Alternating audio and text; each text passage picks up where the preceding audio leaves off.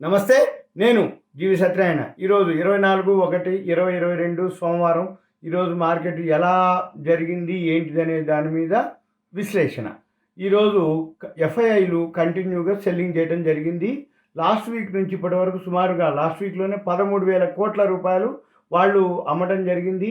అమెరికాలో వడ్డీ రేట్ల మీద ఫెడరల్ రిజర్వ్ డెసిషన్ ఉంది జనవరి 25, 26. అందుకని ఆ మీటింగ్ కోసం అని చెప్పేసి మార్కెట్లు అన్నీ యుఎస్ మార్కెట్లు, యూరోప్ మార్కెట్లు, ఏషియన్ మార్కెట్లు అన్నీ కంటిన్యూగా పడటం జరిగింది. మన మార్కెట్లు కూడా పడటం జరిగింది. దీంతో పాటుగా crude oil all time hike చేరటం జరిగింది. 7 years హైలో ఉంది. అందుకని అదొకటి ఇన్ఫ్లేషన్ పెరగడానికి రీజను.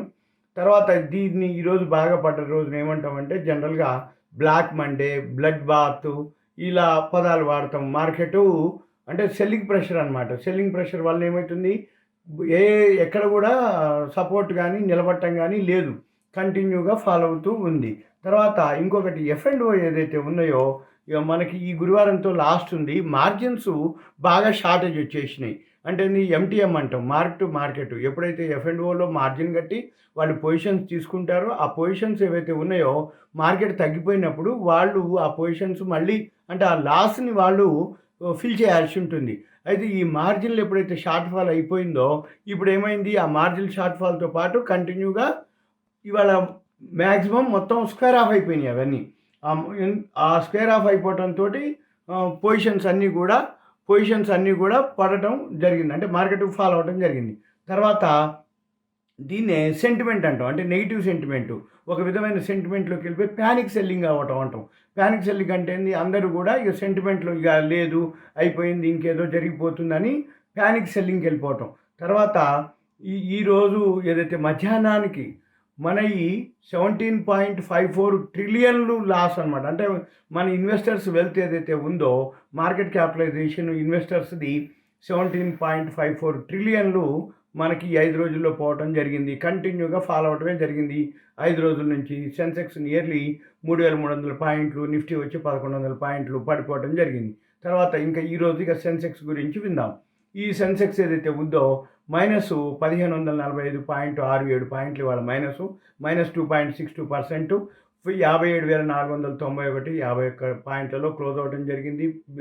ఇది 30 కంపెనీలు ఏవైతే సెన్సెక్స్ ఉన్నాయో 30 కూడా ఒకటి కూడా పాజిటివ్ లేదు, మొత్తం కూడా నెగిటివ్లోనే క్లోజ్ అవ్వడం జరిగింది.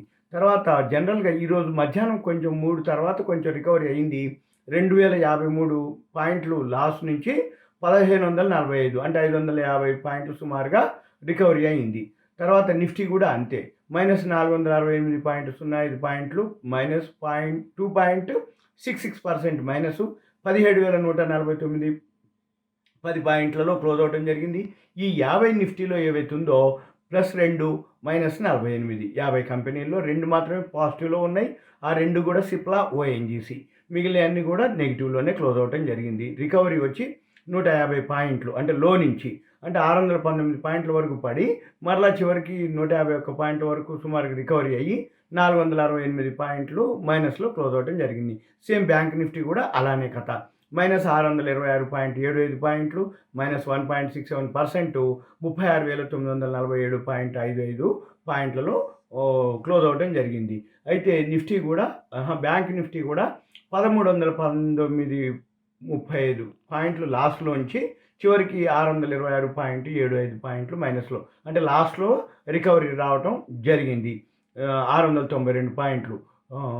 ఈ టర్న్ ఓవర్ వచ్చి ఈ F&Oలో 86,42,442.67 కోట్లు, ఈక్విటీలో వచ్చి 74,362.24 కోట్లు, BSEలో వచ్చి 5,365 కోట్లు యావరేజ్న. మొత్తం అంటే BSEదే యావరేజ్, NSE మాత్రం కరెక్ట్ ఫిగరే.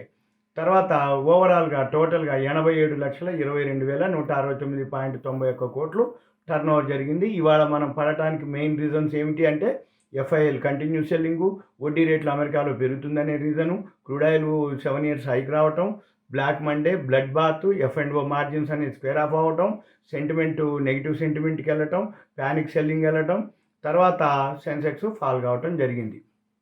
ఇది ఇక తర్వాత మనకి న్యూస్ వచ్చేటప్పటికి ఈ న్యూస్ ఏమిటి అంటే ఈరోజు అంటే మొన్న ఏదైతే ఫ్రైడే ఉందో ఆ రోజు వాళ్ళు హయ్యెస్ట్ అమ్మటం జరిగింది ఎఫ్ఐఐలు 3148.58 వేల కోట్లు. డిఐఐస్ మాత్రం ఓన్లీ స్మాల్ క్వాంటిటీ 269.36 కోట్లు బై చేయటం జరిగింది ఫ్రైడే రోజు. ఈరోజు కూడా ఎఫ్ఐఐలు ఇంత జరిగింది అంటే 99.99% సెల్లింగ్ జరిగినట్టే అర్థం ఎఫ్ఐఐలు. తర్వాత ఇక న్యూస్ వచ్చేటప్పటికి Birla corporation cement largest plant ఈ 2744 కోట్లతోటి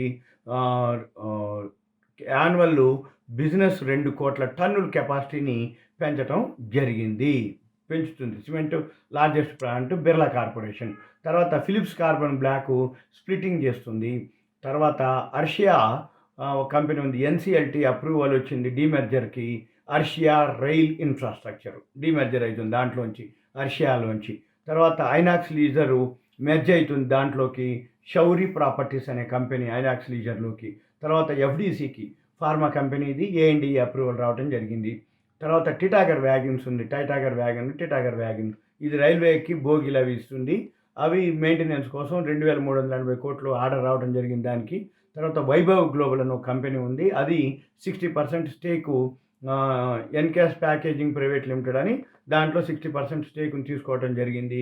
తర్వాత Krishna diagnostic KRS NWA Krishna diagnostics municipal corporation greater Mumbai నుంచి పర్మిషన్ రావడం జరిగింది దానికి.